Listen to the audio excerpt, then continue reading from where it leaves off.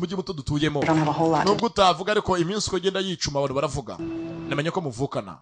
we na Michael Scofield ari muri umuna wawe we were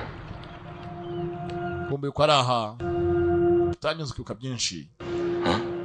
How about now? niba ari mukuru kuri muri umuna we ndetse yaramureze ni nk'ari umwana we he's been abandoned his whole life avuga ati buriya Michael muri umuna wanjye kuva yabaho yamenye ubwenge yakuze wenyine yaribanye dad mom data mama she died young bapfuye akiri muto now me ntabwo abazi nanjye ubwanjye nagiye gushaka amafaranga mpagasa mutunga ndi kure ye zengo niyo muryango wenyine afite niyo mpamvu ari ahangaha ngo basi ubu ngubu akubona atongera kukubura nk'uko yakubuze mbere hose that's why he's here niyo mpamvu ari aha kumba ku ruhande kwa muzehe Warden Pop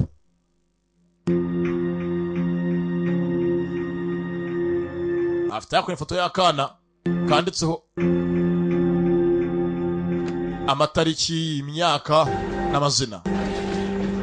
kumba ku ruhande uyu nguyu bamusize mu cyumba cya Warden urumva dore aho yaje byango umusekirite wari gucunga hakurya we azenga uyu nguyu ari mu cyumba aho yatunganyaga cya gipura cya cyakizu cyangwa igishushanyo cyacyo kibumbumba bumbye gikoreshejwe imbingo n'uduti baramufite kujya hamwe kano kanya ngereyo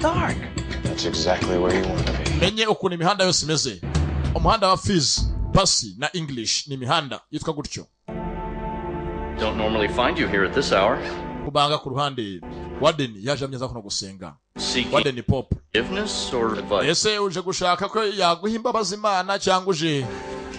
I really don't know anymore, man. nanjye ntabwo mbizi impamvu ndaha All I know is my son Will was my responsibility. icyo nzi gusa nuko umwana wanjye Will yari inshingano zanjye kumwitaho It stayed in his life. I could have saved his life. nari gukora uko nshoboye nk'umugabo nkamutabara ntapfe sasa mwenye Sanzo Torido umuhungu we Will ari babigizemo uruhare ngo umwana apfe He was a criminal, yari umunyabyaha an addict, ndetse yari umunyabyaha byari byaramurenza akora ibyaha byaramubasa atabivaho but he was only 18 years old. imyaka 18 yari afite y'amavuko Be in his yapfuye akiri muto